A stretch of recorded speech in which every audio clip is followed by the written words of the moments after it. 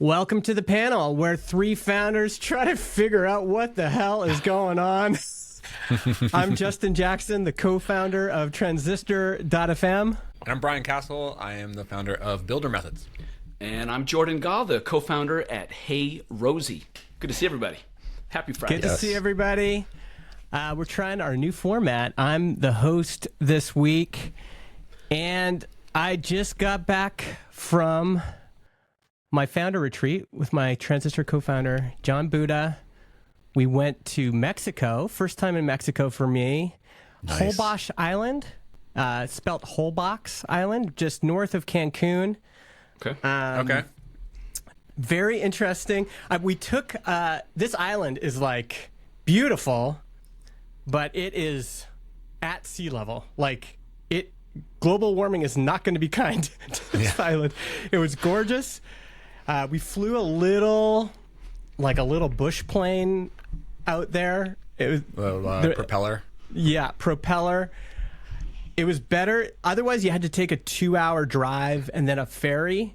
Yep. And I got a little bit airsick in this thing. It was Where is this thing? Oh, I see. Holbox Island. Yeah. I've never heard of that in Mexico, but we've done we've done the propeller plane thing a couple of times. We did it a few months ago in Costa Rica, and it's you fly, you jump around in those clouds a little bit. little rough. Yeah. Serene car-free island in Quintana Roo. So this was we've averaged, Transistor's been around for 8 years. This is actually one of the things we realized at the retreat. We've been around 8 years. This is John and I's longest job ever. Oh. 8 years of employment at one place. And we have averaged a founder retreat every 2 years. Okay. So this is a founder retreat, not a company retreat. Not a company retreat. We do those as well. And the big feeling going in is John and I were not very aligned, and the goal for the retreat was we need to have some big conversations, and we need to figure out if we can get to alignment. And this is alignment on some big topics. AI. What can you share? Yeah. Video podcasting. And I would say maybe above all those things, strategy, direction, and vision. And so I was a little bit, maybe a little bit apprehensive. Just, and this isn't the first time I think we've had these feelings. It's like we'll have a retreat and then we'll just kind of naturally kind of go drift a little bit, do our own thing. And it is, there's just kind of this natural buildup of not communicating, not being aligned. Then we come together and we have a retreat and we fall back in love together, where we get that feeling of, oh, this is why I partnered with this person. And then we drift again.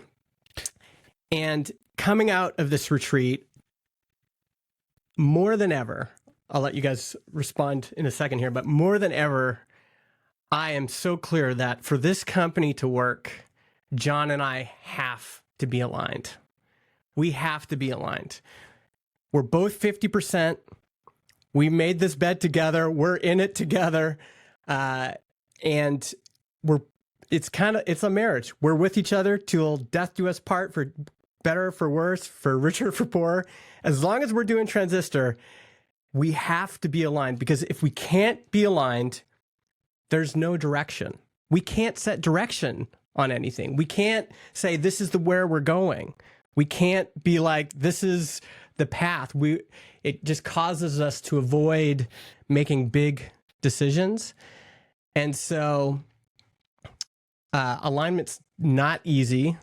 It requires lots of communication, mutual understanding, and increasingly, I think I'm just realizing lots of time together.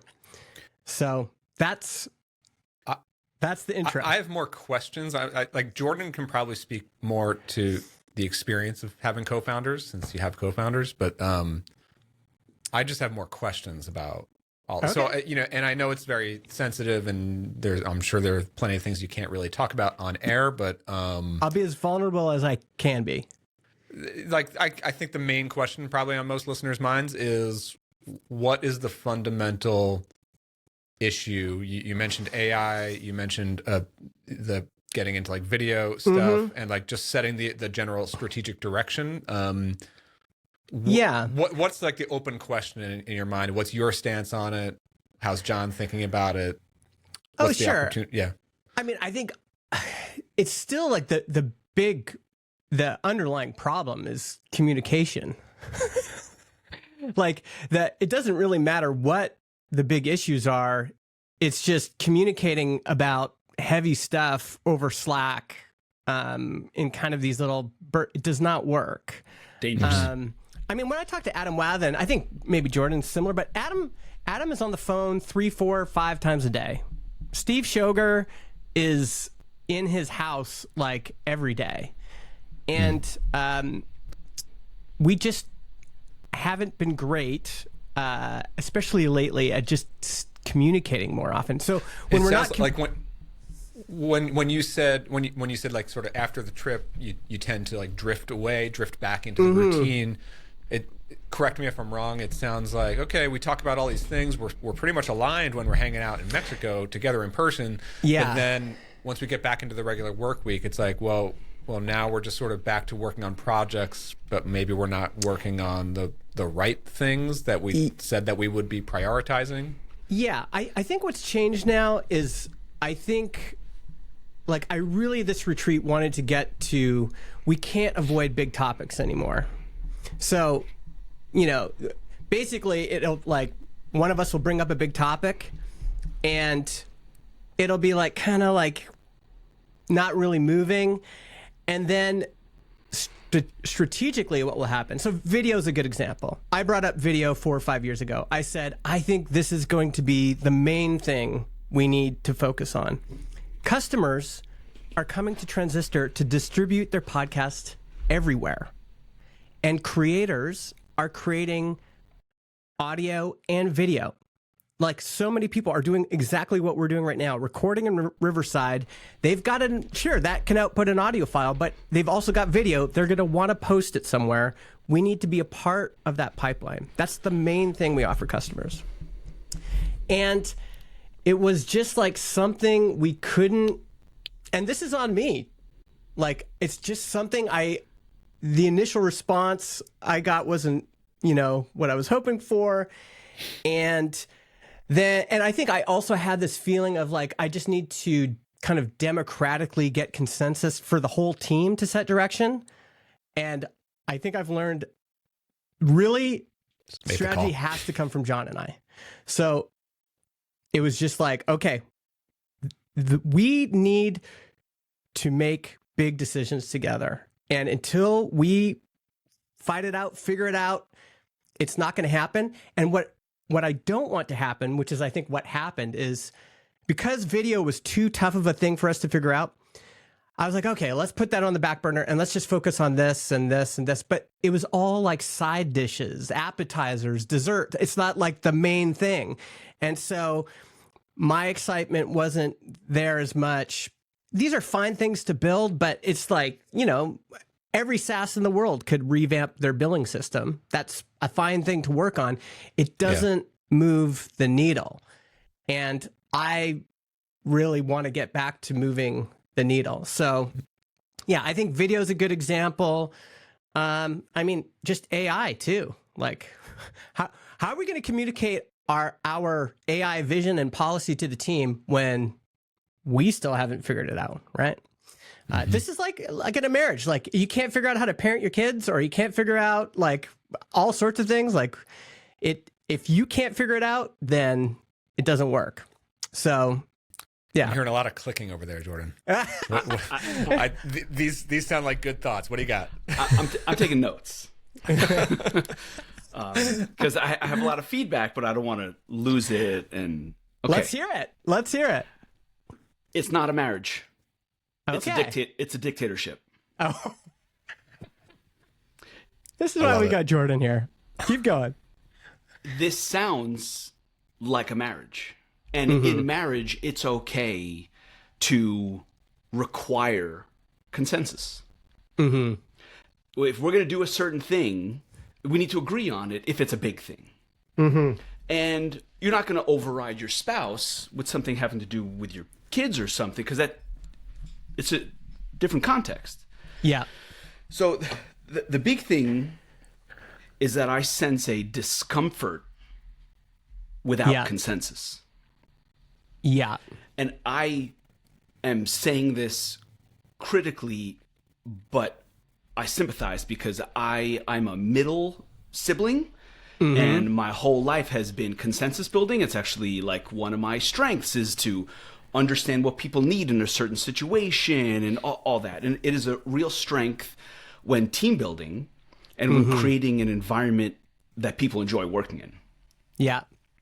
But then you get into the strategy conversation and and it's really challenging. I have trouble with this also. I think Rock and Jess, who the three of us have formed a leadership team for 8 years plus through a few different products, they have learned my shortcomings around consensus building, and they kind of poke me toward like, we are looking to you for like to kind of finish this argument. Yeah. So I have to kind of build it up over time. So, okay, if we take a step back, the real question is, a strategy leads somewhere, and you don't necessarily have to have consensus on the strategy, but you do need alignment between co-founders on the goal. And then from there, there's a strategy that gets you to the goal. And I personally believe that one person should have the final say around strategy. Usually the CEO, and the 50-50 co-founder split makes it challenging. You get a lot of benefit for that, but it also makes it challenging to be decisive and fast and strong and more risk-loving than risk-averse. Yeah. Can you tell me a bit about what you mean by goal? Does goal mean we're all aligned in that we want to make $100 million, or is goal customer related? I think it's more company related. What kind of company are we building here? What is the goal here? What are we doing? Like what's the end? Yeah. What are we doing this for? And even can you give me a practical example of what that looks like for Rosie? Yes. So the strategy that we agree on, that we want to get to, is to position ourselves in the market to have a few different options between being a profitable company, selling to a strategic, or raising more money. And the way we want to do that is to hit, a certain ARR number by a certain time frame, right? By the end of 2026, we want to be here. By the end of 2027, we want to be there. And doing it in such a way where we're no longer just a voice product, but we are a communications tool. And so we kind of look at projections, we look at the money part, and we say to ourselves, okay, what are we actually trying to do here? And we start to willow down our options. Like, we're not going for VC funding right now. That doesn't quite make sense to us.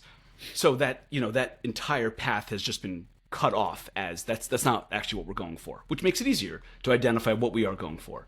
Yeah. So we've had a few acquisition offers. We're kind of like figuring out, okay, maybe we want to position ourselves in this way to potentially be acquired in like 2027 by this type of a strategic for this type of reason. Okay. Yeah. And that, I had a conversation with a strategic this week, and that is partly because that's the strategy. So my work on that path is make sure you have relationships with all the potential strategics that might acquire us in a year, and explain the strategy to them the vision. Being like the goal one day might be to get acquired, or is that what you're saying? Like, so the goal might be to get acquired, so we need to have a relationship with potential strategic partners. So yes, I think the best path for Rosie is to be acquired by a strategic, because I don't like the way the market looks to try to like get to 100 million AR on our own, at least as of now. And I don't want to raise more money because I don't think that will work out the right way with valuations and availability of money in the next few years, blah, blah, blah. So we've kind of said, okay, we should make ourselves a very attractive acquisition target, but we're going to do that profitably so that we're not dependent on, right? And then you start to work backwards. Mm-hmm. Yeah. But from there, I don't know how you would, I don't know how we would do it. We don't do it this way, but we have one person setting strategy. That's me. And so the goal is a conversation. The strategy is, all right, like, here's a strategic question. Should we expand our ICP from traditional local service SMB to the Shopify ecosystem because we have a bunch of e-commerce merchants and they're getting a lot of value? That's it splits your attention. You've got to build a new app, all this other stuff. Yeah. Okay, here are the pros, cons, what it looks like technically, how much time we would need. Jordan, that's a strategic question. It's going to split our ICP. You are going to take responsibility if it fails, and you're going to share the credit if it succeeds. Would you like to proceed? Yeah. And just to tie that sort of example or map it to what, I don't know, how you might be operating this in transistors, like any path is possible, technically possible, right? Like if you decide as a company to go to build something big in video, like, yeah, video is hard, but it's absolutely possible, doing some big AI initiatives, hard, difficult on many levels, definitely possible. Mm-hmm. So the technical blockers are not there. It's just a decision around, like, what are we actually prioritizing? And then to me, that I definitely come from a different place than both of you because I don't have to have this dynamic with a co-founder. Yeah. I'm always making all the 100% of the decisions. Dude, you're arguing with molt bots all day. I know, but his decisiveness muscle is well trained because he just makes decisions. But but I think the one thing that's relevant to all of us, and I think to any business owner, is that, like, every priority. This is by far the hardest thing I ever do. I don't totally agree with you that my decision making is sound. Like, it's to me, it's the most challenging thing. Yeah. And the most challenging thing about it is that, like, every time I decide to do something, it's more a decision not to do 3 more things. Yes. Whatever I'm deciding to work on today, there are 5 other things that I can and maybe want to be working on, maybe should be working on, but I decided today's not the day, or this quarter is not the quarter. You know? Because it's just not physically possible. I do have. I mean, I certainly have strong. I mean, again, maybe things just went the way they had to go because I've been learning and thinking about other things and becoming more convicted about all sorts of things. Like, one would be, I do think you can't, with a team of 6, not everybody can do strategy. So at the very least, we need to reduce the scope because it's just, if nobody really owns strategy, then there is no strategy or direction. And on that, I definitely agree with Jordan. And just technically speaking, either theoretically, logically, the CEO role, like, it's the decider. Yeah. You're the president. You're, like, it's literally your job to, like, it comes to your desk. Technically, John's the president and I'm the CEO. Okay. All right. Whatever the process is, but among the co-founders, it still ends up being someone's actual job to set the strategy. So, especially on the close decisions, like the hard decisions. Those are the ones that, like, the easy decisions go to your team, but the hard ones, the big ones, go to the top. Yes, and those matter the most, and they are most likely to end up in some mushy middle.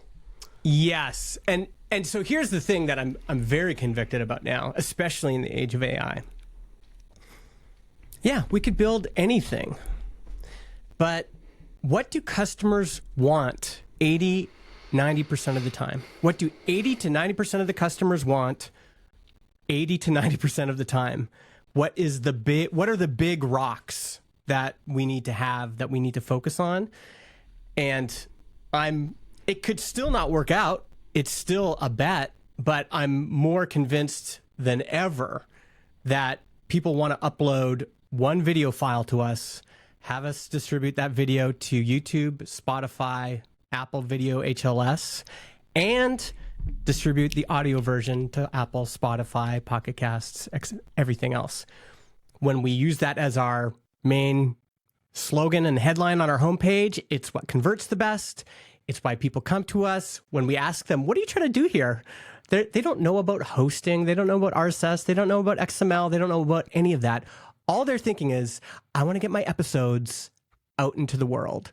And so I'm more convinced about that than ever. And yeah, we could build whatever. We could occupy our time with lots of things, and they might still be worth doing. But I really want to focus on some of these big rocks. Like that is like burning a hole in me right now. Just like I want to, especially right now, I feel like what I want to know is like, why are you not? Yeah, what's happening? It sounds easy, obvious, but there's always very valid reasons, valid excuses. So what's the friction? What's up until now, I think just hadn't got to this point where, I mean, over the retreat we talked about it, and we basically got to alignment that we should be doing this. Like we just needed to face the conversation, have the uncomfortable conversation. Do you think it's like it's like such a big new rock to move that like it's the pain of starting it? I have this all the time. It's like I know I got to do a video, but like just figuring out the first line takes me like half a day just to work myself up to that, and then I get rolling with it. Well, to be fair, things have gotten more clear over time, and AI certainly helped me get more clear because I could start building prototypes, using it myself, and then sharing it with a few friends and having them use it, and then realize it's not as complicated or difficult as we thought it would be. Because I experienced that all the time for years, way before AI and Clarity Flow. It's like, this sounds like a 4-month feature to build. We ship it in like a month. That's right. So like at the beginning, it was like 4 or 5 years ago, I knew that the recording apps, Riverside and Zencaster and Squadcast, were eventually going to get into hosting. Like I knew that was coming. And I said, we have to have an answer to this. So when we're talking about video, if you go really wide, it could be like, do we want to build a Riverside? And that was very big, right? That just seemed like, with a team of 6, impossible. Maybe not impossible now, but it was impossible back then. And then it was like, well, maybe we just need to host the video. And hosting videos is complicated. It's just like you're paying way more bandwidth. You're paying for way more hosting. It's also like, now who's going to like scan this video for horrible pornography and other things? Like how are we going to do all that? But once I was able to build the prototype and feel it myself and go through the motions, I'm realizing people can upload a video file to us and we can just offload it to YouTube and Spotify, and that will please 80% of the people. YouTube and Spotify, they can do their own content assessment of it, and they will let us know if they're taking it down. I would also let me just push on this for a second. Like what you just described sound like a lot of what ifs with video, and I faced a lot of those same what ifs with Clarity Flow. The Clarity Flow is very video centric. That was the feature number 1 when I built it. Yeah. Of course, you have a lot more surface area than Clarity Flow does, but we have a lot now, and like almost all of those big, scary what if situations did not come to play. Well, and like what I'm saying is like they could come. There could be issues with offensive content. There could be AWS bills that get out of control. But first of all, those are probably pretty good problems to be dealing with because it means you have a high volume of activity. That's right. Right. The bigger problem is if you don't have any activity, Yes. But even that is not such a big problem because these days you could build some version of the video feature in a month or 2. Yeah. And building the feature doesn't seem like the issue, though. It was just alignment. It was just I don't like conflict. John doesn't like conflict. We're both strong personalities, and we just weren't talking enough. We just weren't figuring it out enough. I mean, like I said, we've averaged a founder retreat every 2 years, and there's some weeks the only time we talk is on the team call on Zoom. Okay, can I add in a few things that Rock and I have done over the years? I'd love to hear it, yeah. Because Rock is in Slovenia. I used to be in Portland. We were on other sides of the world. Now I'm in Chicago, a little bit closer, but we're still very, very far apart. We have a lot of time distance between us. So space and time in a remote team is like the enemy of alignment. It's just, over time, things drift. And Slack loses tone, and you might... Yes. I just had this with Rock the other day. He mentioned something, and I gave a bit of a snarky response, and then the next morning when I woke up, I looked, and he was like, hey, that didn't feel good. I'm sorry for my part. So you go off on a day, and you're making assumptions. So it's just the space and time is like risky. Yes. We have a weekly call with the team, but Rock and I have a bi-weekly call, just the two of us. In that call, it depends on the week. It can range from 25, 75, 50, 50, or 75, 25 the other way between personal and business. Yeah. And that intertwined personal life. Yes. You know, we've been working together for 10 years. He knows my kids. He holds his kid up at the camera, and that like love is what allows for the communication to heal quickly after there's some type of a rupture. It is what allows the assumption making to remain in check. The humanity of both people, trumps the business side. So we just keep it warm. And from time to time, a founder retreat's a big deal, right? It's a big thing. And you guys took your wives, like a whole thing. We have done before where we were like, this doesn't feel... We're not where we like to be working together. I'll come out. Yeah. Let's meet here. You know, he's in Europe, so for him to go to London is a $150 flight or something.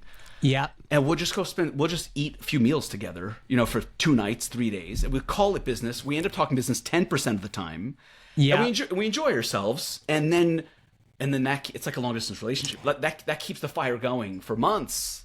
Damn, dude. This is exactly what I was feeling. I've always been jealous of you guys having these companies where you can do these kind of things. Well, okay, so I definitely felt... awesome. It sounds so hard, and it sounds fulfilling. So awesome at the same time. It's enriching, rewarding, whatever that thing is that happens outside of work, but in the work context. It's not your personal life, but it's your regular life, but it's this mixture that makes it more bearable to go through stuff. And there's someone there, you're down, they're up, they bring you up, and vice versa. It is part of the joy. And I mean, so this is one of the conclusions I came to after the retreat. Because when I get back together with John, I feel like, man, like, I love this guy. Like, we ended up being like island boys together, We're riding bikes around. We're like sharing, we're drinking margaritas. And all those little moments where, we had focused work times every day where we'd go to a cafe and we were like, okay, we got some big things to talk about. Let's get into it. But so much of the value was the other 80% where we're just like sharing meals together. We're going on little adventures together. We're just riding bikes through these cool streets. And having our wives there today was actually incredibly additive. It just felt like, for this to work, like, we have to be good friends, and it actually works so much better when we're in this warm friendship mode. And so, we came to the same conclusion, just like, we need more phone calls for sure. And I just put it on our calendar weekly for right now, just like, before it would be like Justin and John do bookkeeping together. It's like, that's fucking terrible. I just say Justin and John hang out, and it's just a standing weekly meeting. We'll see it's going to happen next week. We love, in the beginning stages, we love doing product work together, like sketching and talking. We're going to try to do more of the stuff we like together. But then the other thing was, we just need to get on more planes. Like, I'm curious. We've got budget. We got time. We can do it. There's fun too. It's fun. Yeah. Mexico on the company card. Hell pick a city. Exactly. It's great. And it's a big deal that our wives get along. Like, the wives had such a good time together, and that there's just so much luck. Like, there's so much good fortune we have in this situation, And it was just so nice to be reminded to be in person and to be like, shit, like I really like this guy. And also, like when we're sitting next to each other, things that would have taken us literally a month of just Slack messages and passive aggressive comments or whatever, it's just resolved in literally, I don't know, sitting next to each other for 30 minutes. It's just, it's dramatically better to be in person. My only other question, and then we can sort of like move on to the next thing, is I'm curious to know, like, what did John bring into this trip? Whatever you're able to share, like, are there any like big topics or open questions or concerns, maybe even things that you don't necessarily agree with, but he feels pretty strongly about? I'm curious on that. Well, side. I mean, this is the other thing that's like nice about being in person is like John is more reserved than I am. Like he's a thinker. He's like I could fill all the airtime easily, right? So being together, there's just so many more moments for him to say, like, hey, I had this idea, talking about the kind of company you want to work at. He just had all sorts of ideas about, you know, like, for example, if we're going to do this AI thing, if we're going to incorporate more AI into our, and let's say it makes us way more productive, maybe we should have a 4-day work week in the summer. Like, that might be something that I would enjoy. That might be something that would be motivating for him. And I had never heard him express that before, ever. So it was just so... It's actually really interesting. You know, I never really thought about it from that angle. I know we're probably going to get into the Mexican standoff thing with, with like the AI. We're on Mexico anyways. But but it's interesting, you know, because we're constantly talking about like, oh, AI is making us all so much faster. We can ship so much more. We can move our strategy so much faster in fewer days. But maybe for the bootstrapped companies, especially the long-standing steady state transistors of the world, maybe the big benefit of embracing AI is like we can even double down on the comm company ethos and like let's go to 4-day work weeks or whatever that might look like. You know, thanks to the productivity of embracing AI, like, you know, as long as you're aligned. Interesting. And as long as you're aligned. And so, I mean, I think the other big issue between us was just I've been using AI a lot. And until we got together, I couldn't figure out like what's the disconnect here? Like just to hear him honestly say like, listen, like when you come to me with a fully built prototype, it's demotivating. Like you've explored this whole problem area by yourself with Claude, but I haven't been a part of any of that. And we just need more time together where we could be a part of that together. Maybe we're both driving Claude together in a pair programming kind of way, but maybe also like he said, like go and build your prototypes, like do all that exploration. But when we get together, it would be nice to even just like bring me back and go, okay, like here's kind of here's the vision, here's the strategy, here's what I'm thinking we should go. And then allow me to get my creative juices flowing, and then you'll benefit. The decision like journey that got you from A to B. That's right. And I think we're going to try it. This will be V1, but I think there's going to be something about this that'll be really fun for us because I can do all my exploration. He can do all his exploration, but when we come together, I think we're just going to have iPads with that freeform tool open and just be like, okay, let's just sketch out what we're thinking, feeling, or what we've discovered and see what grows organically that way. And I think I'm such a self-motivated person. I sometimes, like, maybe Jordan can speak to this, but like motivating a team, like you have to, if you're going to have a team of smart people, you have to figure out ways to motivate them. And if you're like doing things that consistently demotivate people. But I think one of the things, my guess, again, you guys have more experience with teams, but I think what tends to demotivate people in general is when there is a lack of a vision end target that we're all driving toward, you know? And if you're sort of just like showing up and like picking off the next ticket on GitHub and then calling it, and calling it a day at 5 o'clock. It's like that can just feel demotivating. It's like, what are we actually building toward here? Oof, yeah, and also,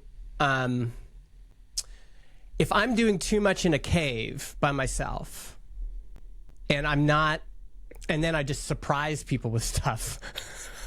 I don't. That's tricky because when you find yourself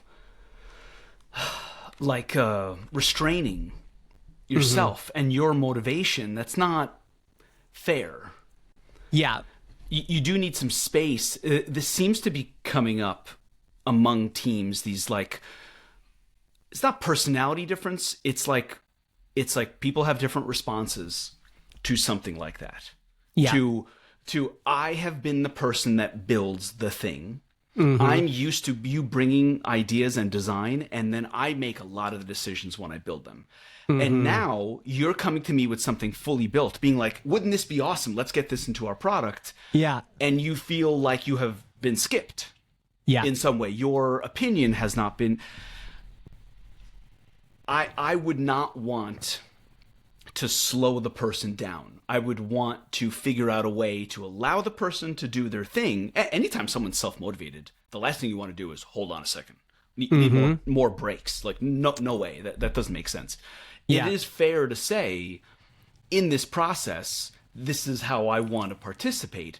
But that should not be, don't come to me with fully finished prototypes. It should be, once you come to me with a fully finished prototype, we have reached one part of the process. It's not the end of the process, because I want to say in the process. But by all means, if you're self-motivated to go and build a prototype, no one should stand in the way there. Yeah, I think we got there. Because there's so much value that can be extracted from a prototype. You won't use the prototype in Transistor, but there's so, like, first of all, it's just literally showing your vision and what you believe customers want. Second of all, there's probably a lot of like technical like breadcrumbs. Like, once we come to the real implementation of this, all right, we sort of figured out half of this business logic. We sort of have that system. That's one approach we could take. And then John goes and builds it for real. Yeah. I think we're getting there. Like, even when we were together and we started to sketch out ideas, eventually I was like, okay, well, let me just pull up this prototype I built and show you some of the ways it's working here. And like, it is what Jordan is saying, I think, is like, it's not healthy for you to feel like, well, I can't really show John this prototype. Yes. Because I don't want, it might be awkward. Right? Yeah. This is a tool. This is a new superpower that we all have. Yeah. We cannot suppress it. We need to be able to use it. Yes. Yeah. I think we're almost there. Like, I think it's gonna be, like, even just the ordering of things. Like, someone's like, the ordering is actually the most disorienting part. Yeah. Because it used to have a logical order, and now you don't need to go according to the logical order of design and UX and thinking through this thing, and then it goes here, then it goes to front end, then it goes to the back. That order isn't the same anymore. Yes. And so I think there's still lots to figure out, but I do think... Right, but the creative cauldron, the thing that's bubbling up, like, don't suppress that. Well, and I was very clear about that. So I think also, I don't remember if you guys... I had that conversation with Jason Cohen, and I don't know if I ever ended up publishing that. Tag back to that, because I think what we were saying on that was like, oh man, I was going to say it earlier. Yeah, go on. Basically, the big thing was, in a partnership, you both need to be 100% committed to helping the other person get what they want. Yeah. And so he's like, that's where the magic happens, because if you know that they're committed to allowing you to be you and you to like run, like I'm that way. I want to run my fast horses, they're ready to go. They're in the stable. They're chomping at the bit. Like, and at the same, I also know John's got his horses too, right? And they're ready to run in a different way. If we can both be assured that we're committed to helping the other person get what they want, that's where the magic will happen. And so I said, like, I gotta be me. Like, I can't turn down me. Yeah, don't that's don't part of the censor magic. yourself. Yeah. So I'm going to keep doing this. I'm going to keep exploring all that stuff. But I can work on how we, like, for example, like, I can become a lot in Slack. Like, I'll post 20, 30 videos a day. And I'm like, I could definitely dial that down. And I think just finding a better space for it, which is, if you, John, if you give me a call if we have a call every week and we're like working on things together and I can just get it out of my system, that's like, I don't need to post 50 videos that week. We just, we just like get it all out in our little space.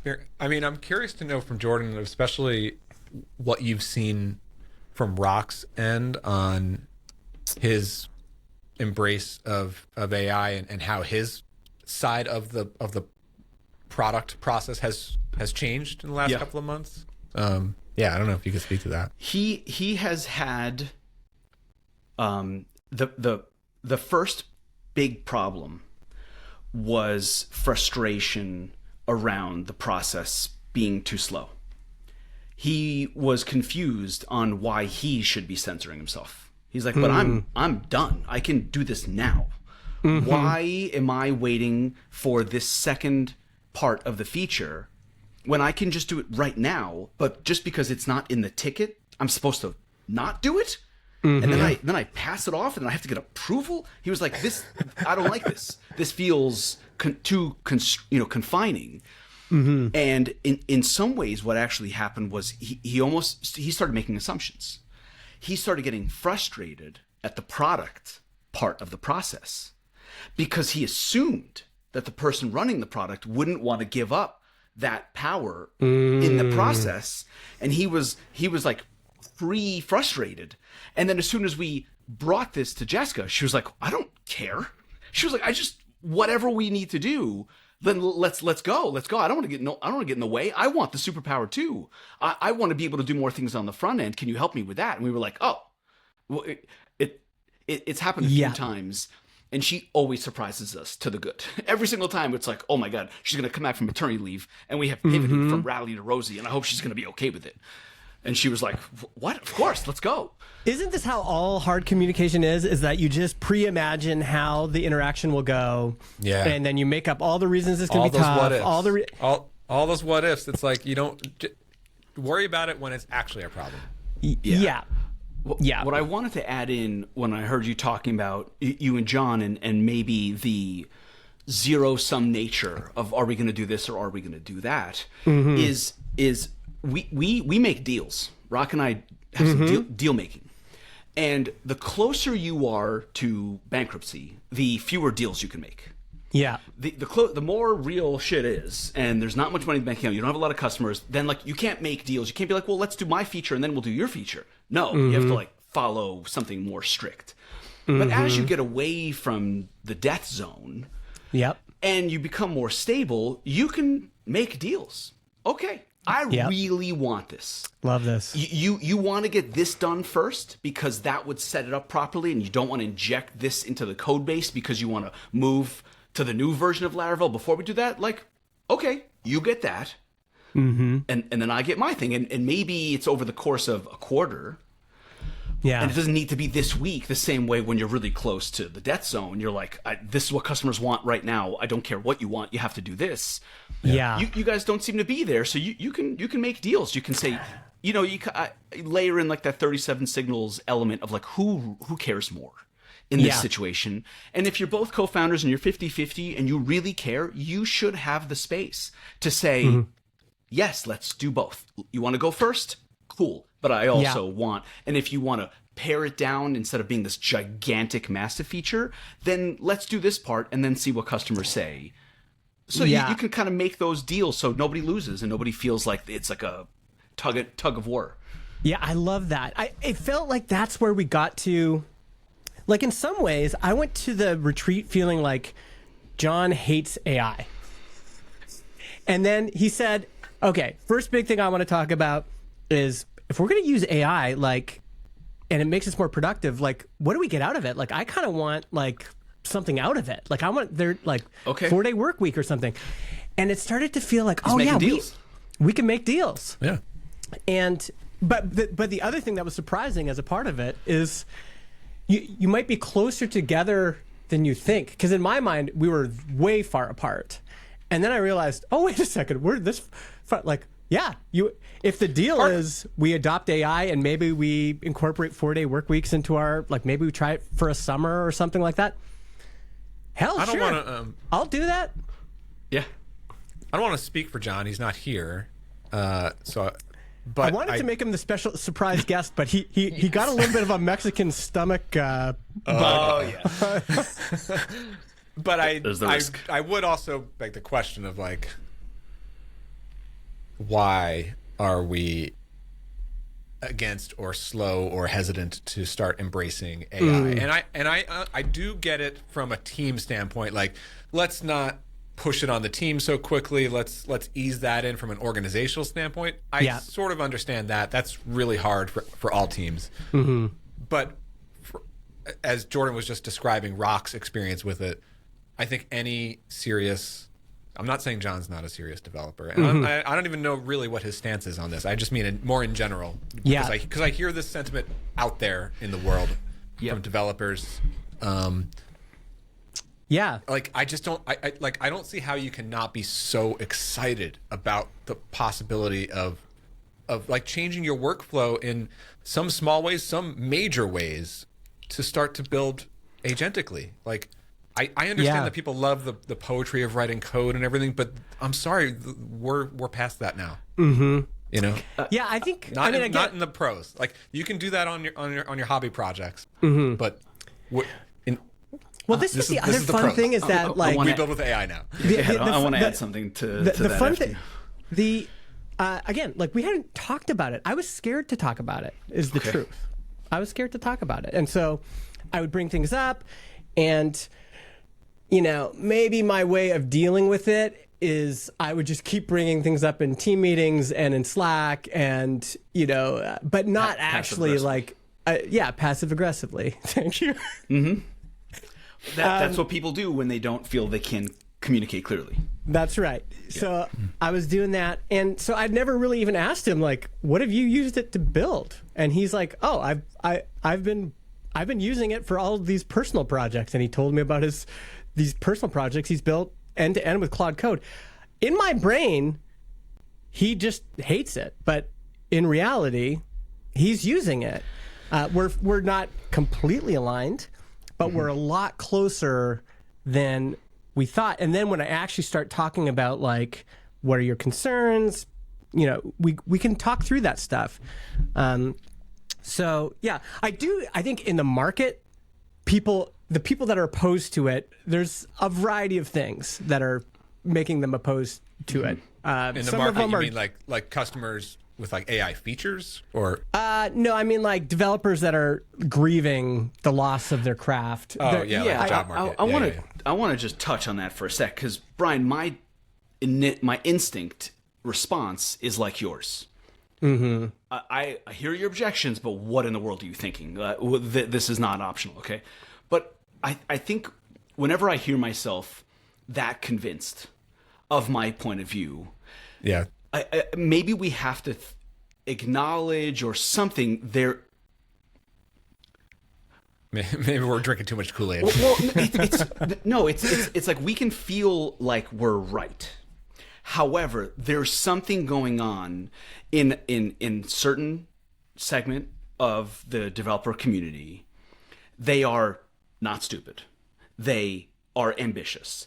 They're all these good things, and there's still a lot of resistance, and it feels like we need to take a different approach to that resistance than, what are you thinking? This is insane. Now, I will acknowledge the hypocrisy of just letting a developer go 2 weeks ago, partly because she just was not getting there with AI. It was among other issues, but still,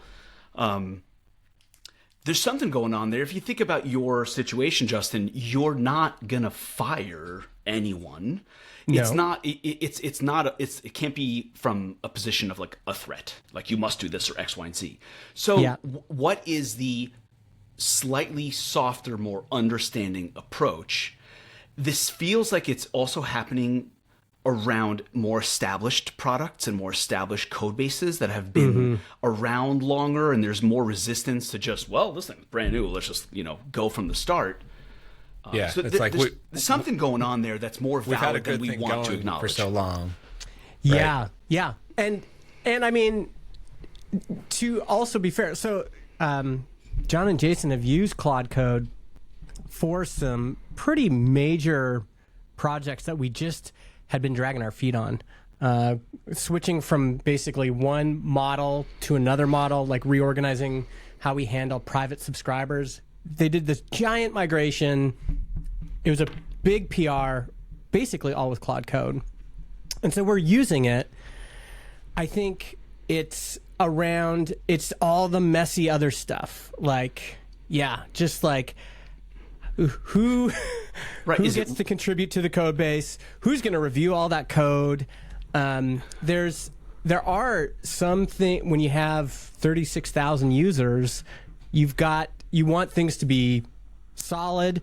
There's lots of issues around feature creep. Like this feels like the stuff to dig into. Yeah, right? Clearly, it's not ideological. He's using it in his personal projects. Yeah. And so, help me articulate what the hesitation is. What are the valid parts of the hesitation? What are just the emotional hangups around the hesitation? A lot of that goes right back to the strategy conversation. Yeah. Because if you say to yourself, I mean, for us, it is not bring Rosie to be a communications suite by the end of the year. It is by the end of the quarter. And if that's the case, you do not have an option. You can't write that code yourself. Yeah. So it helps inform that also. Whereas if you're viewing it as we want to go from here to here by this time frame, and we don't need to sprint and rush to everything, either way, it feels like the conversation needs to be opened up around what's the hesitation. Help me understand. Yeah. I do think that you're totally right, Justin. That these legacy code bases. And legacy can just be even as old as 12 months ago at this point. Dude. I think we've also all had that. Especially having like multi-year SaaS in place with active customers, it is definitely much harder to start to let AI agents and Claude Code loose on these code bases when humans built most of it, all of it, like for years. That's absolutely true. And I think that the big... You know what's easier for Claude Code? It's easier for Claude Code to build a whole new podcast hosting platform from scratch than fix a bug in your... Like, Claude Code will burn through in 10 minutes and create the whole app from scratch, and then you ask it to fix one bug, and it just churns for 30, 40 minutes sometimes. Yeah, I think the reality, honestly, about that thing is that it actually will fix the bug both ways pretty easily. It's the humans who don't want to give it that control on the code base when the humans built the first version of that of that thing. What I think probably needs to happen is companies, especially smaller companies. This is much easier for smaller companies like Transistor. One of the top initiatives, in my opinion, would be more of like a DevOps project, where it's like, let's do a rethink on how we, the team, interact with our code base so that we can get to a point where we can leverage Claude Code and these agentic tools to their fullest extent. And that includes how we spec and design and ship features, and it includes pipelines for how we do AI assisted code review and deployment pipelines. Like, let's just rethink all of it, and maybe that will take a whole quarter just to get our comfort level up and explore all these, because these agentic workflows are possible. It's much deeper and much more sophisticated now than just type a prompt and vibe code whatever you want. Like, there are real high-level experienced engineers thinking about what is the new way to build agentically, and it's super easy to do that on new projects. But it does take an actual like initiative internally from the technical lead team to be like, let's figure out the new way to build our next 8 huge features. I agree. I agree. I think we talked about experimenting with that first with the marketing site, because the marketing site is a separate. Our main app is a Rails app. Our marketing site is a Laravel app, and has its own deployment pipeline, its own everything.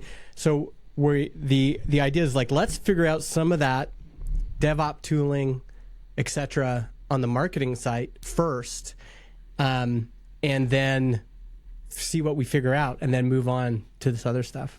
Yeah. Yep. For sure. Well, that was the retreat. Is there anything we missed? Anything? I think we covered the big thing. You got absolutely no tan, by the way. You got nothing. Man. John got a big tan. There you go. Yeah. My wife got tanned. I was not. Maybe not in the sun enough. Yeah, a little bit, but not quite there. I got to go back. That's the thing. Got to go back. Do we want to chat a little bit about this Mexican standoff thing? Someone said that they wanted to chat about that a little bit. Do we want to go into that? No, I wasn't sure if you were going to bring that up as a topic. I know you've been talking about it this week. Yeah. But, so, I mean, I think, and there was a great entry point we had to it earlier. I do think it's interesting, just the dynamics in teams, and to recognize that there is going to be a lot of, Jordan has described it as the company folding in on itself. Yeah. I talked to somebody else who said it is roles are compressing. I talked to somebody else. I reached out. I'm writing this article right now, currently titled "Will Claude Code Ruin Our Team?" I'm hoping to get published this tomorrow, and I'm hoping it does well on Hacker News, hence the title. But I reached out to some folks, some other founders I know, and they were saying, I think I've got some of those pull quotes down here. It's not in this version. But basically, yeah, I described kind of the standoff, and the standoff, the way that Andreessen presents it, is between designer, product manager, and engineer. But I think the standoff is happening between all roles. And there's definitely a lot of teams experiencing this. Like people that we all know, I reached out and they're like, some said, we're definitely experiencing this, especially around product managers wanting to write more code. Someone else said, and I think the challenge on their folks, team is, just to be clear, like the basic concept is that like the developer is basically saying, well, I can start to take over duties of the project manager and the designer, and the designer is starting to say, like, well, I can start to build and I can product manage. The product managers, well, I can do so everyone's trying to like sort of fill the void and everybody take feels over more territory. Empowered. Yeah, everybody feels more empowered, while at the same time, a lot of their job, like the Kent Beck quote that everyone's talking about, is the value of 90% of my skills just dropped to $0. The leverage of my remaining 10% went up 1,000. So there's not only this feeling by some people on the team that, wow, 90% of what I've invested in is no longer useful or helpful or whatever, but now I have to focus on this high leverage 10%. And a big thrust of what I explore in the article is, yeah, but now everybody's going for that 10%. Things like who gets to craft goals for the product, who gets to understand what users actually want, who gets to be crystal clear about the experience and value you're creating, who gets to design, build, and maintain robust software architecture. So this is advice that was given to engineers. And my response to that is like, yeah, everybody's going to go after that. Yeah. There's going to be a jockeying for position on a lot of teams, because now not only do some people feel way more empowered, they can do more than they could ever do before, but number two, there's been this loss of, in some cases, what has been somebody's identity, what's been like the thing that they've done and gotten paid well for, and they're going to want to move up the value stack. So a lot of people wanting to move up the value stack, a lot of people feeling empowered. I think the hard truth is that we are definitely going into a period, or going through a period, of phasing in the new reality that building stuff requires less people. And so I think it's probably, this whole conversation that you're talking about, this Mexican standoff, is aimed at existing teams that already have these roles. Mm-hmm. So the question is, how do we get to the new reality where the team is fewer? Because that's just like, in my case, like, I'm basically solo. I've got one or two people helping me here and there, but like, I look at it more like I'm just not going to hire roles that I probably would have hired for a few years ago, because either I do them or my agents do them. By the way, that is another but high-ranking president of a software company that we know. He was like, we're not firing anybody, but the big story isn't who we're not hiring anymore. Like, roles we had open for tender, and we're just like data scientist was one. They're like, we need to hire a data scientist. They had the opening open forever, and then eventually they're like, actually, we can do most of this with Claude Code. Like, we're just not going to hire that person. But I also, like, I was listening to, as I tend to do, like, Jason Fried talking on the Rework podcast about he was posed the question this week about what do we think about AI's impact on our team at Basecamp, at their team at Basecamp. Yeah. And he was like, well, part of it hasn't really changed my stance that I've had for many years, which is we just try to stay as small as possible. We assign 2-person teams to build features. We've kept our team to around 50, 60 people, right? Like, whereas their competitors have hundreds or thousands. I think most of what we are seeing, like, the famous thing that went around this week, what's his name? The guy from Block. I don't know if I saw this. Yeah, Dorsey. They went from like 1,000 people down to 500 people. From 10,000 to 4,000, or 10,000 to 6,000. 10,000 to 4,000. Yep. So, I think a lot of this is like,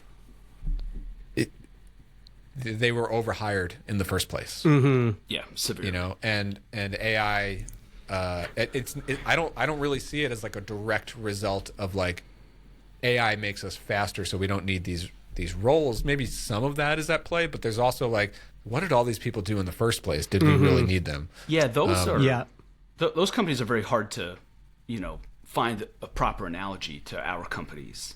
So when I read this first great article, the first thing that comes to mind as soon as I read that is product vision and strategy, and the direction of where we're going is more important than ever. Yeah. Because you can see in this new world with everyone having superpowers, it can go all over the place. Mm-hmm. So to at least direct the energy and the leverage in the right direction feels like a very big deal. Mm-hmm. And I think it's much, much easier with a small team. Even one layer beyond a completely flat organization, even one layer of manager and then team is already complicated. So there's a real advantage to just a very, very flat organization. We don't feel like we're stepping on each other's toes very much, even though the natural boundaries of one role or another have, evaporated. Mm-hmm. But because you still kind of have a general role, there's enough to do in that role that is specific to what you do. But it does require some letting go of your ego around just not, Jess just doesn't really care that Claude wrote the PRD. Okay. Yeah. She reviews it and makes comments, but she isn't offended or threatened by the fact that this thing got created automatically. It just means she can look at, how do we go from a single product to a multi-product admin over the next few months in a way that our audience is going to understand it? Let me go have those conversations with our designer and use my 10%. This is what makes me special. And just let go of the other stuff, because anything other than that feels like you're standing in front of a steamroller. You can try to stop it all you want. What's the point? Yeah. I always tend to, I've always just tended to prefer fewer cooks in the kitchen on all projects, no matter what it is. Fewer cooks in the kitchen is a good thing. Yeah. Collaboration is a good thing too, of course, and putting like, putting a great band together to create something great is magic. Yeah. But I've always loved the approach of like, we need to build this big feature. Let's just put 2, maybe 3 people in a room together, close the door, and let those 2 or 3 people work their magic, rather than saying like, we need a team of 8. on that. Yeah. Or we need a team of 12. We don't anymore. I think the way you've put it before, Brian, is like there's this performative collaboration and performative work, and doing work just so that somebody has a job or a role or whatever, like that is definitely, I think, going away. And yeah, because nobody wants to do that. Nobody wants to do work that's BS just for the performance. Nobody wants to watch or consume somebody's BS performance. They just want to create great stuff. And what the question is how much of that there is. Like, basically, The Office, the TV show, is based on the premise that most people in an office don't do shit all. They're just like doing this kind of performative work that doesn't produce any real outcomes. If you think about, like, okay, let's say we have a team of 10 people, and we're used to only working on 2 big projects at any given time, because typically those projects need a team of 6 or 4 or 5 and 5 or something like that. Mm-hmm. The new reality is those same projects really only need 1 or maybe 2 people working on them together, and they don't need the other 3. Yeah. So does that mean we need to lay off 7 people? No, probably not. But maybe it can mean now our company can work on 4 projects at a time instead of 2. Yeah. Maybe those people can start to do more meaningful work instead of just doing a tiny thing. And I think the people in this job market who are going to really thrive are going to be the ones who are hungry to be like, let me go own a whole feature. Let me go own a whole project. Yeah. And like, we can do that feature, even though we're also doing this other feature right now, because I'm here, I'm already on the team. Just give it to me and Claude Code. And like, yeah, I'm just a designer, but maybe I could spin up at least a prototype of the back end, like Jordan. That's the upside. That's the part that the management needs to show people, that there's an upside to this. Yes, it's changing, but let's not ignore the upside. The problem with like news and the general market and the timeline is it points out the downside constantly and always shows that this is what's going wrong and this is the bad effect and these are the things being lost. It's our job inside of our companies to be like, yes, it's different now, but look at all this. Look at the upside. Look at the positives. Look at what, I mean, I see it now. We work with Mark, blanking on his last name, as our fractional CMO. I feel like I am paying him to develop these like skills and agents and this system. He is like a super marketer human right now. Mm-hmm. And so he has kind of identified what the upside is. And because of that, the motivation is like through the roof. Mm-hmm. And each of these individual roles is like, let's say Sam, who has a pretty challenging job. I've been doing his job for the last 2 weeks, one part of it because he's been on vacation. It's hard to come up with how to close someone and how to price a deal that's unique. It's like a lot of decision friction and fatigue, and I'm not sure, but they want these many minutes. And for him to get this leverage around these tools just makes his job better, makes his job easier. And it is a challenge because you feel both at the same time. You just kind of have to keep pointing up. Yeah, but look what we're going to be able to do. We're going to be able to do this in a quarter instead of in a year, and then we're going to be able to get this next thing, and then you're going to be able to have a 4-day work week, and then maybe we're going to make a bucket load of money. Also, like upside. Don't forget that's what we're here for. Yeah. I just wanted to mention. I know this is. I'm not the host today, but I think it's sort of related to what we've been talking about today, which is this idea of team building. And to me, it's more like company building or company design, systems building. And that's something that I've been fascinated with my entire career, which is like, how can I build systems and processes that make this company run like a machine? Even though there's a lot of creativity and humanness involved, I'm a systems guy, right? And so I think it's really fascinating to me right now. Obviously, all the content that I've been doing lately on this on YouTube with OpenClaw and building teams of agents. To me, it's so kind of weird but interesting how close what I'm working on every single day now is to what I've worked on for 10, 20 years with my teams, which is I used to write detailed processes in Google Docs. Yeah, and you were hire made for this. people to carry those out.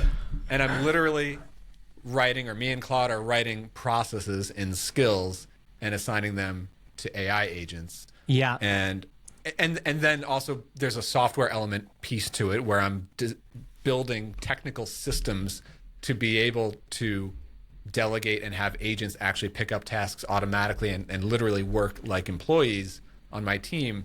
What I'm getting at is that, like, yes, obviously I use AI to build stuff, and that happens very fast. And yes, I have agents who pick up tasks and do stuff on their own on this Mac Mini machine running OpenClaw, and that's cool and weird and interesting. Yeah. But what I'm doing, what I'm sitting here doing every single day, which is still slow and at human pace, not agent pace, is systems, process. How do I completely rethink how I do work, or more?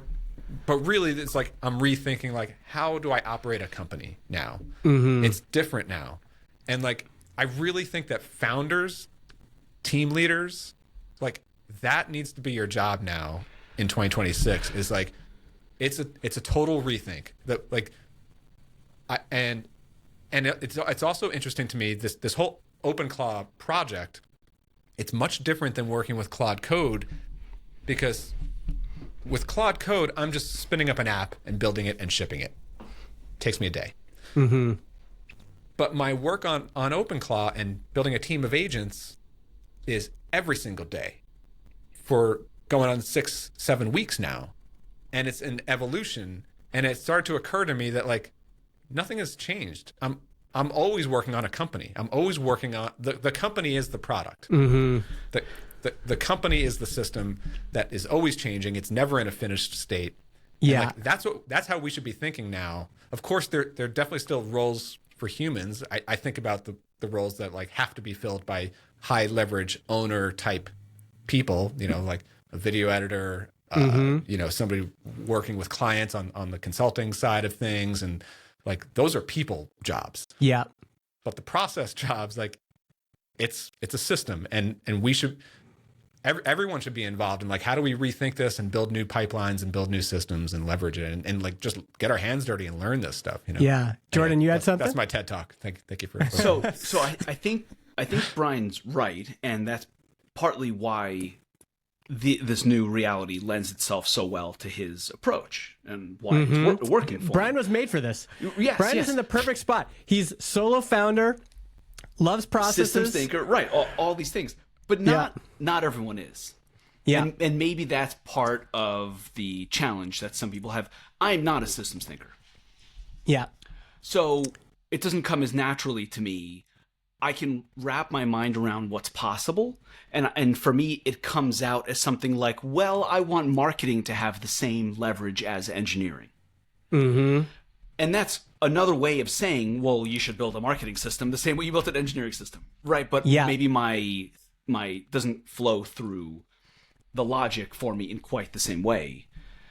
And But like, that's actually what I'm talking about. Like, these agentic systems are the marketing systems for me. Yeah. You know? And even Like, thinking it's- about outcomes, I think, like, I even haven't figured them out fully yet, but like that's what I'm working on. Well, That's the yes. challenge in front of me. I mean, I've been yes. thinking a lot about you and your OpenClaw army, because there are definitely a lot of tasks that I give to team members that I could theoretically give to, you know, even like Claude Code in Slack. So like, hey, Josh, this image is broken on the marketing site. Could you go fix that? Well, that's a pretty low tier job for Josh. Like, Josh is a really great designer and developer. So it's like he can do that, but I could also just, I would like to have a process eventually in Slack where I can just at Claude and say, hey, Claude, this image is broken. Here's the screenshot. Can you go fix that? And then it just goes off, creates the pull request, comes back to us in Slack and says, here it is. We look at it, we deploy it. That to me is really interesting. And where I think want to give the team like way more just freedom is to say, yeah, like, listen, everything's on the table. Like, we have prided ourselves on being a customer service organization, human support. Like, we answer your chats, all those things. But there are no shibboleths, right? There are no if we can free up, for example, Michael and Helen, they do a lot of Zoom calls and demos for us.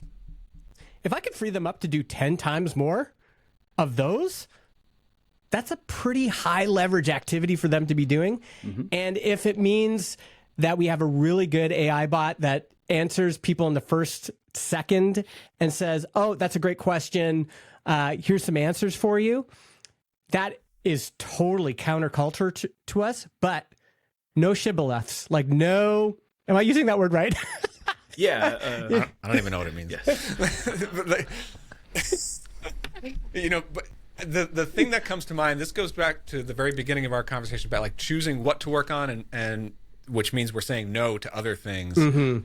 The thing that I tend to gravitate toward all the time, like, okay, which part of my systems am I going to try to work out today and improve today? I'm always zeroing in on the things that I am currently spending a lot of time on. Like I look at my pipeline of projects. Where do things feel like they slow down, or where do I just find, like, out of a 5-day or 6-day work week, how many days were spent doing this? Okay, well, maybe next week, maybe I can build a system that can take that down from 3 days down to 1 day worth of work. And so for me, a lot of that is like video production process, and there's 1,000 steps that go into that. Yeah. But for anyone on the team, a support person, a documentation writer, an engineer, anyone should be like, I think the mindset for most people to be thinking about it is not about like, how can I figure out an agent system that can replace what I do today? It should be more about like, how can I use an agent system to do maybe 80% of what I do today, and while retaining the human element and keeping the quality level the same, or if not better. And yes, that means I'm going to be shipping more units of whatever I work on, but that should free me up to take on new ideas, new responsibilities. Yeah, it's being outcome driven. It's like if we can get better outcomes, then why wouldn't we be doing that? Right. Sorry, like George, this is how owners speak, by the way. Okay, not employees. And Brian, you are traversing the landscape without any borders. There are no people in the way. I know. It is a lot easier for me to yes. armchair quarterback all your businesses. I'm not saying it's better or worse. It's just a fact. I mean, this is where I can bring up my zero human company, plug of the day. Yeah. But the organization. I got a cold email from one today, by the way. There we go. It said this cold email was written by an agent powered by Pulsia. That company that was on. I signed up for that product. That product is insane. You should check it out. It is the level of creativity is so high, it was disorienting. I didn't know what I was getting into, and next thing I knew, it sent out a tweet that I had just launched a company. I was like, my man, I did not consent to send out a tweet. All I did was sign up for your product to check it out. What's it called? Okay. I think it's Pulsia. I think they hit 2 million ARR in like 2 weeks. Like some absolutely astronomical level. Did you of growth. listen to his interview? I haven't listened to it yet.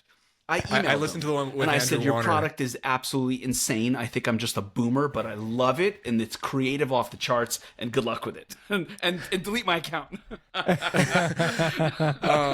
And it's so funny. So after our conversation, Jordan, last week on the podcast about all that, I got fascinated with and I listened to that interview with Andrew Warner and that guy from Pulsia. Yeah, Ben. Super interesting. Like rocket ship, like 2 month. MRR growth, like 800. It's like, I don't know what it was. I think it's 2 million ARR. 2 million one ARR. Founder, no employees. Yes. He about halfway into so the idea for folks listening is like it's completely agent operated businesses. It's like you spin up an agent. The agent does everything from like business idea, spin up a website, do a marketing product campaign, everything. like all of it. You just pay them $50 a month, and then you fund like these ad campaigns and stuff. Okay, and everybody looking them up, like I've searched it a couple times and I was like, I do not get, like, is this the company they're talking about? But their marketing site is weird. It's like, this is the insane. Marketing site? Yes. I'm telling you, the creativity is spectacular. It is disorienting. It doesn't look like anything else. It's unique. I absolutely love it. I honestly had what felt like an absolutely insane experience because it did things that I did not consent to. And I was like, am I a boomer that I'm not ready I want to like work on this for a minute before I go tell the world what I'm doing? So it was a bit disorienting that way, but it's super interesting. I cannot imagine it's going to work out like just in a straight line, but the concept is super cool. So I listened to the interview with Andrew, and it was like halfway in, Andrew's asking him like, well, what about these businesses? Are they making any money? Yeah. Like these agents. And he was like, well, the one that made the most money is up to $50 MRR. I was like, oh, okay. Okay. So hold on. First, yes. That makes sense. Yeah. But the more interesting thing is the demand. Yeah, exactly. The people want look, we have all had a rainbow of internet fantasies from the as soon as we read the 4-Hour Work Week. I know that came out Rainbow really of Internet wrong. Fantasies is that's got to be the title of this episode. That's tough. That's tough for me. Look, when we I first am super read, intrigued. Yeah. Yes, when we first read Tim Ferriss, we got a glimpse of, oh my God, like there is an automation universe. There is something that runs without us. There is this way to make money more easily with less work, all these different things. But this is the absolute highest form. It is literally let the agent do everything. So, and I think people are going to want that so much that you can see in the demand of this product growing. If you look at it, like people are not going to stick around, but like it doesn't matter. The concept is there and the demand is there, and that's something to. I really do think that it could like eventually become a serious economic thing. Like the 100%. For me, I'm fascinated with it. Like and like I really want to. I'm not doing this because I kind of don't have time, but I would love to just as a fun side project, just be like $1,000 a month. What's going to happen? Yeah. Like, I just want to see. Here's my bet. 6 months from today, Brian's going to be making a significant amount of his income with an agent that doesn't need him for anything. That's my guess. I mean, it'd be great content, Brian, for you to just start like deploying these money-making agents and then see what happens. For me, there's two sides of this. The main side is builder methods, which is being agent, like human plus agent, big part of what I'm doing at builder methods. But this is more like in my personal finances, we've got our safe investments, majority of the savings, and then I've got like some play money and some stock market stuff, some play money and some crypto stuff. I would love to have another like couple points of my savings just be like let's throw some money in this little like agent pool and see what that little plant does off in the corner, yeah. We've seen this before. This kind of energy. I just looked up. I found this book title just now, The Amazing Money Machine: How to Make Money and Build Passive Income Owning and Operating ATM Machines. Awesome. But it's like it's more fun just to watch it. Like I would love this thing to be like, I don't even know what kind of business it's going to build, but let's see. Like yeah, exactly. I think it's inevitable, and I'm just going to be really, really jealous when Brian's making like $50,000 a month off of his goddamn agent and I'm still doing work. It's going to be a little bit like the stock market. Instead of picking stocks, people are going to be picking agents. They're going to be deploying agents and going, well, like, why put $1,000 in the stock market and earn 10% when I could put $1,000 into 10 agents and get them going, The thing that I'm actually really motivated by in business-wise, and the main thing is like, if I think about these big media brands, especially YouTubers like the Ali Abdals and and whatever other like big media companies, you know that there's a whole team of players around them that make their, the Marquis Brownlee channel. Like, he's got a huge team of editors and producers and assistants and people. I obviously don't have any of that. I have one editor who works with me, and then there's me.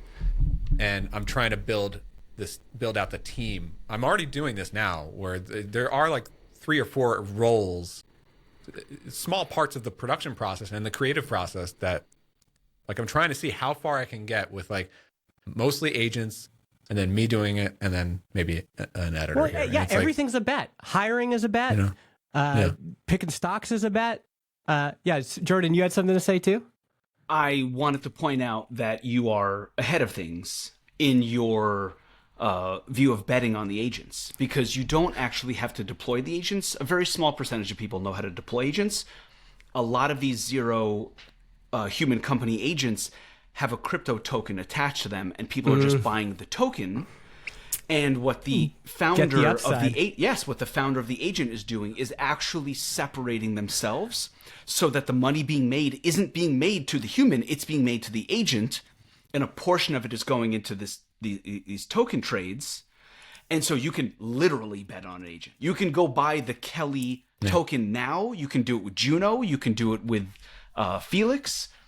And it feels like it might be an actual real use case around crypto payments, stable coins, and zero human like agent companies, where you really can start to look at and say, hey, this agent is doing an amazing job at building iPhone apps for people for $1,000 each, and they've made $10,000 this month, and I think next month they're going to make 20 grand.